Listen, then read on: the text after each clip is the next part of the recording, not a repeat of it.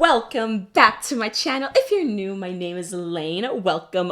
I'm a weight loss coach, and today we are reacting to Amberlynn Reids What I Eat in a Day that she put out, I believe, almost a month ago. Now, if you don't know who Amberlynn Reid is, she is a YouTube content creator who has been on a weight loss journey on and off on YouTube for the past few years, and now she's back on her weight loss journey and posting some awesome content regarding what she's eating to get to her weight loss goal. Now, through this video, I'm just going to be providing my opinion and my constructive criticism from my professional standpoint as a weight loss coach, but please keep in mind that these videos are for educational and entertainment purposes only. They do not supersede any direction that you have gotten from your healthcare professional, because I'm not your weight loss coach, I'm not your nutritionist, I'm not your dietitian, I'm not your doctor. Okay? If you are interested in getting some help with your weight loss journey, pop over to my website, www.fitnessbeyondaesthetics.com. Did I put too many W's in there?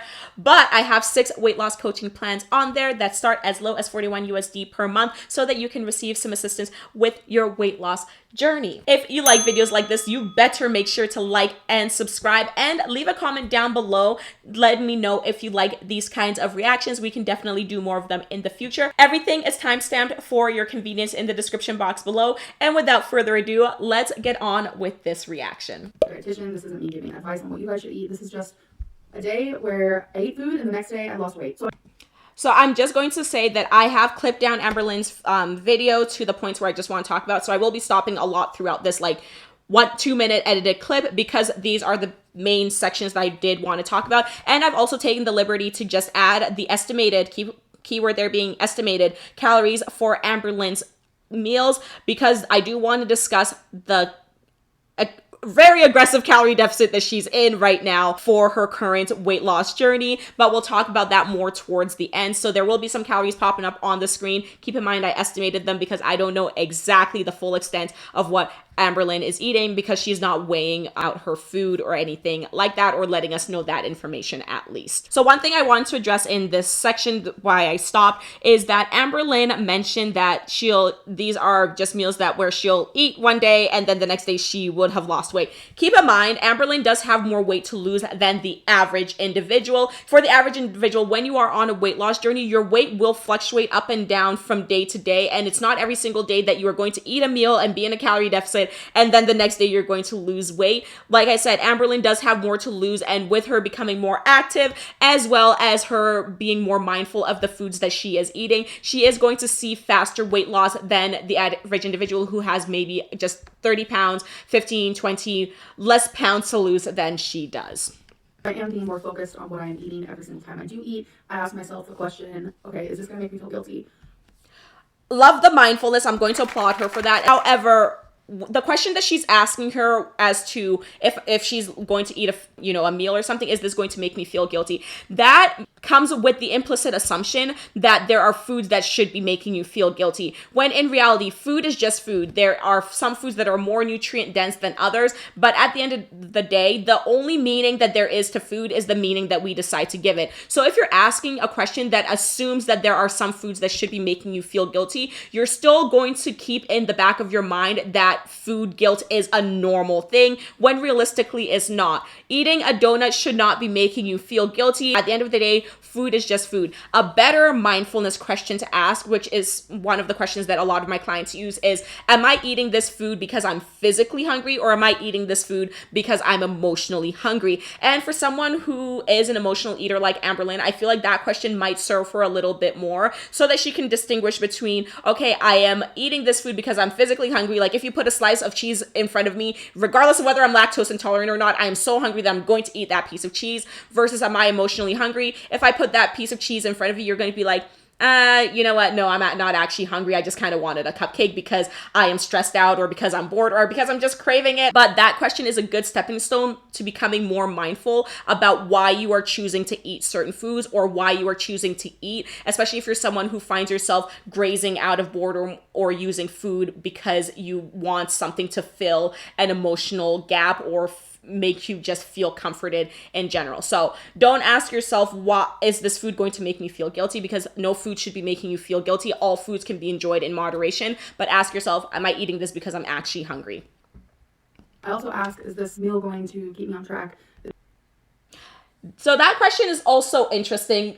Once again, I'm going to applaud her for trying to be more mindful, but we can make that question a little bit better because any food can keep you on track. Realistically, so long as you are in a calorie deficit, you will lose weight. And you can be in a calorie deficit on a very highly processed diet, eating McDonald's every single day, and you will still lose weight. McDonald's actually does have some pretty nutritious options when it comes to food. So you can definitely lose weight eating McDonald's every single day.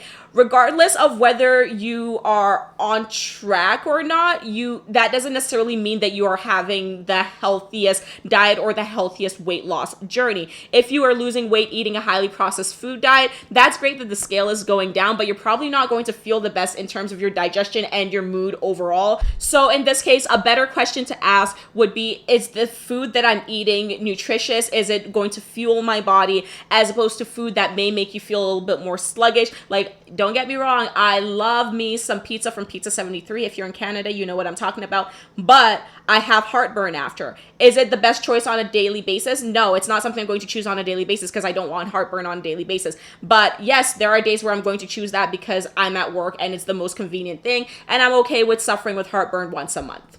So yes, you can stay on track eating literally any food, any kind of diet, so long as it works for your body and your lifestyle. However, whether those foods that you're choosing are actually going to be fueling your body and making you feel good is a completely different question. Is going to satisfy me in the right way? And by asking those questions, I noticed that it's been helping me actually a lot. So here's my video. I hope that you guys enjoy. Okay guys, so my first meal, which is breakfast, is 2 eggs that I scrambled with some cheese. And then we have 2 turkey bacons. It is a little overcooked, which I actually don't mind because I prefer my bacon to be cooked to the point where when you hold it up, it stays. Same. It flops down, so that is my breakfast.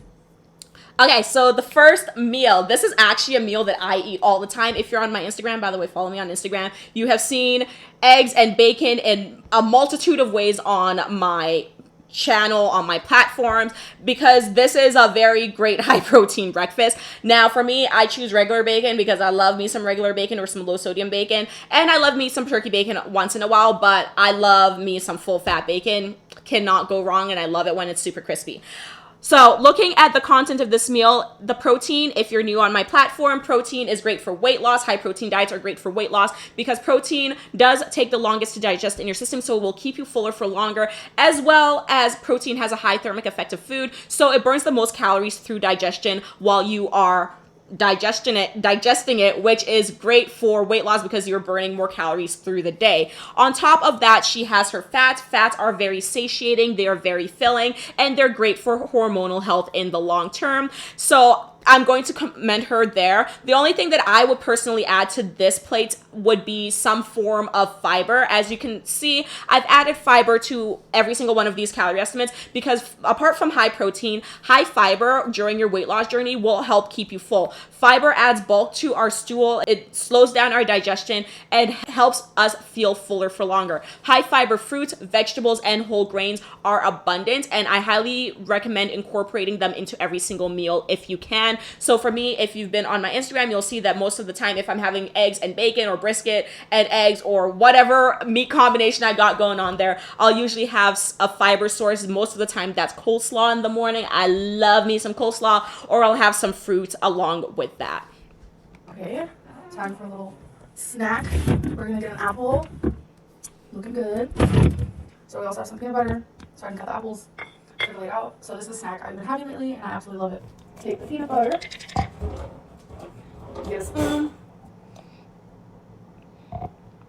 and put it in the middle. Okay, so I left this whole thing in here just to make a point. So I believe Amberlynn right now is tracking calories. She's mentioned it, so I'm assuming that's kind of the current state of her weight loss journey. I know she's tried a lot of diets, Weight Watchers, Jenny Craig, all of that before, but I believe she's back to calorie counting now.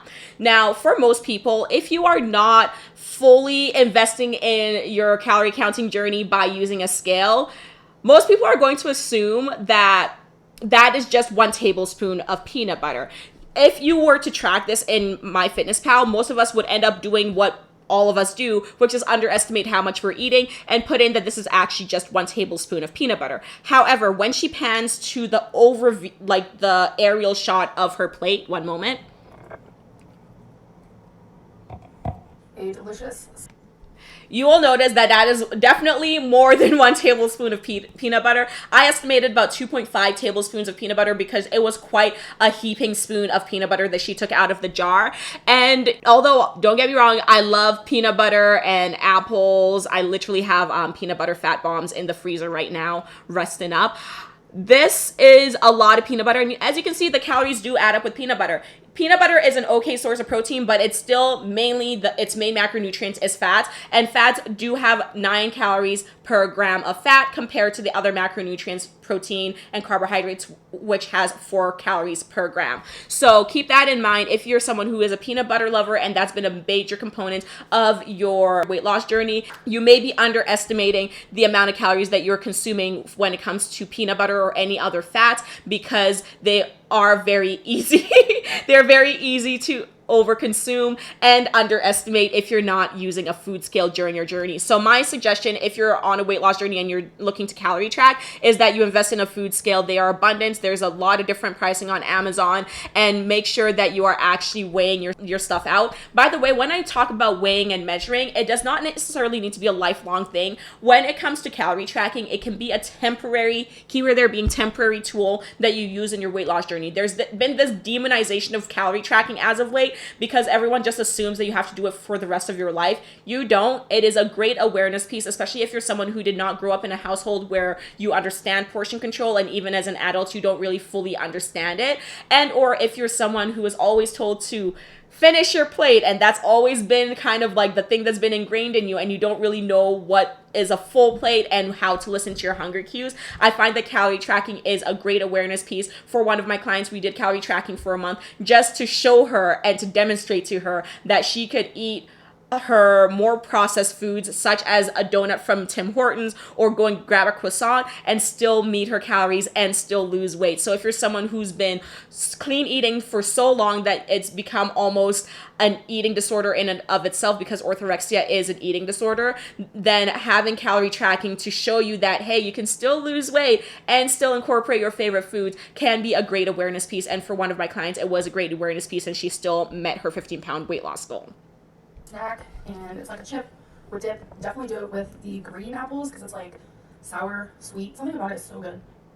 I do love the apple and peanut butter meal. I totally forgot to comment on it. And it has a great fiber content as well. By the way, for me personally, I would have just had the apple with my breakfast and probably foregone that snack. But to each their own. If you like to eat more meals throughout the day, then that's your prerogative. Everyone's body is different, so do what works for you. All right, you guys. So it is now lunchtime.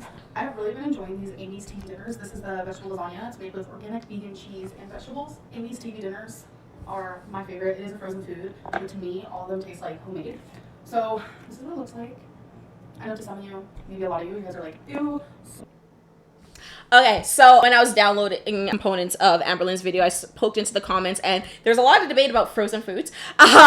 When it comes to frozen meals, frozen dinners, yes, frozen dinners do tend to have a higher sodium content than our home cooked meals. However, if you're beginning in your weight loss journey or you have an extremely hectic schedule, frozen foods are completely fine to have in your diet, so long as you balance it out with your homemade foods once in a while. For me, when I was a university student, when I was doing my master's degree, I literally had a frozen meal every single day. I believe I was having the protein bowls and lean cuisine meals. And there's another, I believe there's a Walmart brand of frozen foods that I really liked, but they were high protein. Yes, the sodium was a bit high, but I'm a healthy individual. I don't need to really watch my sodium.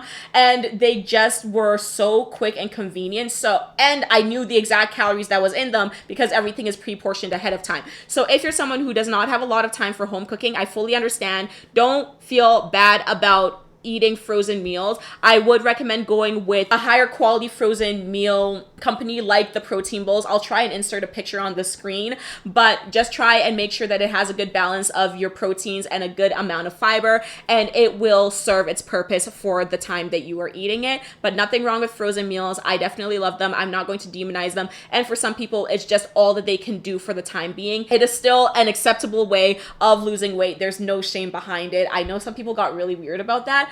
There's nothing wrong with frozen meals. If that's what works for your lifestyle right now and it's helping you lose weight, keep doing it. You're doing great. So gross, but I'm telling you, it's so good. And I will be adding some Cholula to it. Okay, so it looks like we're back for a snack. I will add that Amy's lasagna, the protein content was actually pretty decent. 17 grams for a meal. Not bad at all. I will just, bring up again that even though it was a vegetable lasagna or a vegan lasagna, it didn't have much fiber in it. If you have vegetables in your meal, usually you have some sort of fiber content, so I found that very interesting. But for every single meal, if you can try to have a source of protein and a source of fiber, that's going to be a great combination to make sure that you feel full during the entirety of the day. This is an Outshine bar. It is called like a fruit bar. This is in creamy coconut. You guys, it is so good, so satisfying. I have one almost every single day. I love those bars, by the way, the 100-calorie yogurt or ice cream bars. In Canada, we have Superstore, the President's Choice has the Greek yogurt bars, and I love those. They're anywhere from 80 to 100 calories, depending on the flavor that you get. However, I'm just going to bring awareness to the fact that those bars, they only had, let's go back, 3 grams of protein and no fiber in them. So they're literally just kind of like a carb stick, and they're very quick digesting carbs because there's no fiber to fill you up and just make the coconut bar just last longer in your stomach. Yes, they do have some fat in there because it's a coconut bar, but realistically, after that snack, I'd personally probably be hungry within an hour. So I would have recommended, actually, we're in my kitchen, so making your own, well, let's do this. Yeah, making your own popsicles. I got this from Amazon. I'll link it down below. But making your own popsicles, you can literally, I usually do yogurt,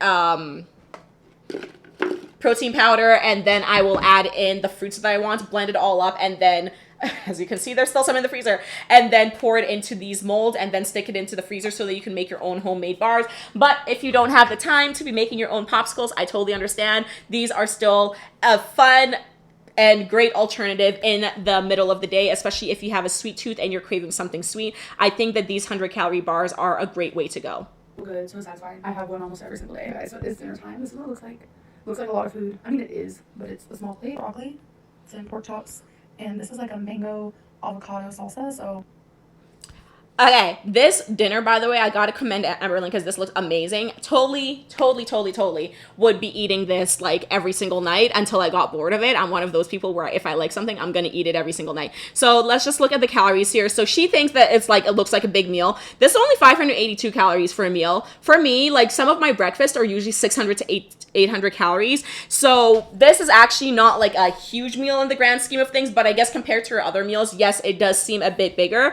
This is an amazing amount of protein on a plate. Now, if you're someone who usually eats multiple meals throughout the day, I would suggest spreading your protein out a bit better through the day. But if you're someone who finds that you usually end up getting snacky before bed, having a high protein meal like this for dinner will probably end up helping you with the cravings that you do get before bed. And the fact that there is a lot of fiber in here as well will help make sure that you're feeling full and help reduce your nighttime cravings as well. So overall, I think this is a great, gorgeous balanced plate, and this is a very, very great dinner to have at the end of the day to help her feel full and get her through the night. there's mango, avocado, onion, and fresh jalapenos. So I'm about to eat this. All right, you guys, so that is everything I ate.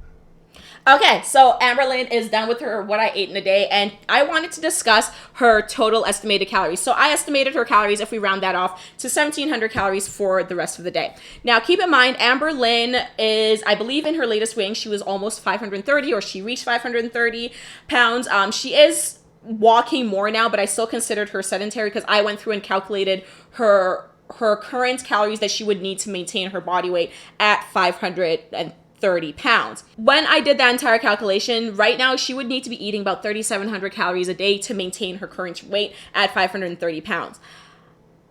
When you look at the amount of calories that she ate today, this is a very, very big calorie deficit.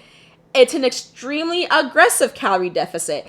It's about a 2,000 calorie deficit. When I work with clients and they ask me to calculate their calories for them, by the way, I do personalized calorie calculations, and I will guide you through it for 3 months so that I can help make sure that you get into your weight loss journey in a healthy and sustainable way. So if you're interested in that, pop down into my description box or head over to my website, www.fitnessbeyondaesthetics.com, for your personalized calorie calculation. However, for Amberlynn, when I start with clients, most of the time when I calculate their calories and we get their total daily energy expenditure, which is essentially how many calories they're burning throughout their entire day, To get in a calorie deficit for them to start losing weight, I might drop down 200, maybe 300 calories. That's it.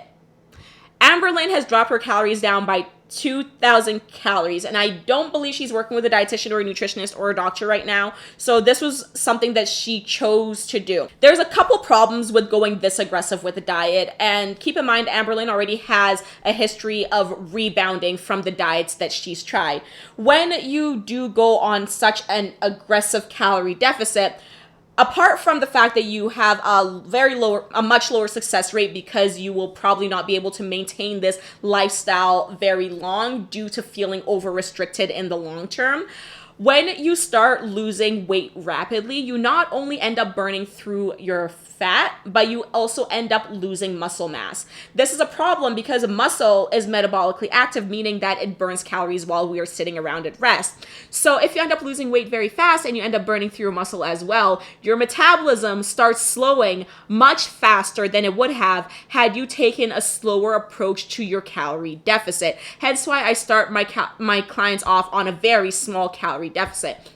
On top of the fact that her metabolism is going to slow very rapidly because she's chosen such an aggressive calorie deficit, the chances of her feeling overly restricted and not being able to maintain this weight loss is very high. And on top of that, Amberlynn does already have a history with disordered eating patterns. So this can actually end up reinforcing those disordered eating patterns if she's not feeling satiated through the day. And she didn't really mention if she felt like full and that was just the end of the day. She may end up resorting to binge eating tendencies, which could end up resulting in her rebounding on her diet. So I'm just going to caution, if you're someone who does watch Amberlynn not only as a source of motivation, but also because you want to kind of try her diet, please do not go this aggressive with your calorie calculation or with your calorie deficit. It's not necessary.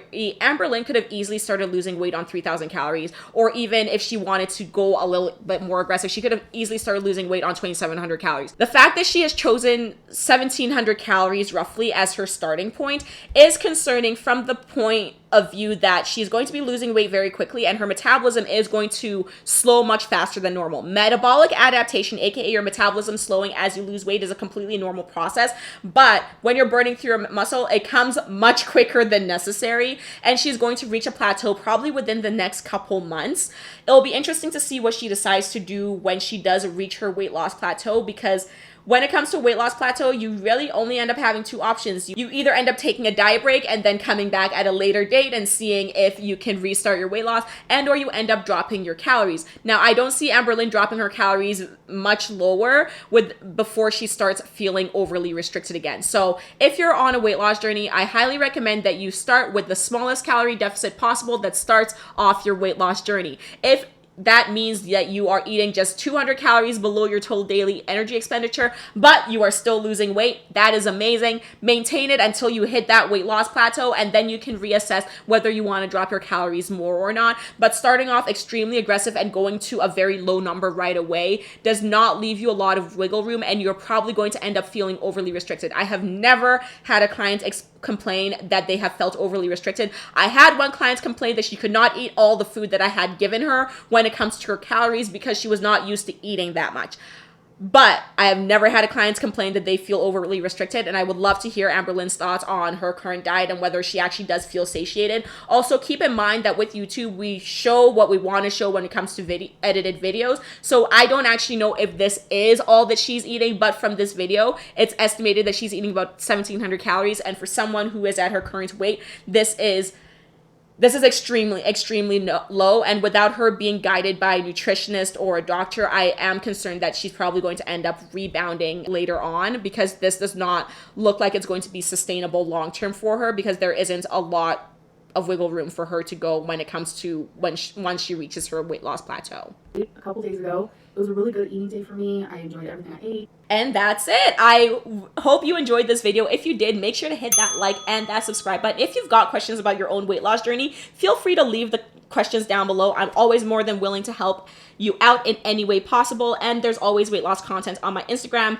daily weight loss content on my TikTok. If you have not subscribed to my TikTok, you're definitely missing out. And I try and post some shorts on here as well for weight loss information. Thank you so much for being here. I appreciate you and your time. If you're looking for ways to support me, and or you need some help with your own weight loss journey, pop over to my website, www.fitnessbeyondaesthetics.com, for my 6 weight loss coaching plans starting as low as 41 USD per month, as well as my food journals, my weight loss journals, my Amazon finds, my discount codes, and anything else that you could possibly need. I appreciate you. I appreciate your time.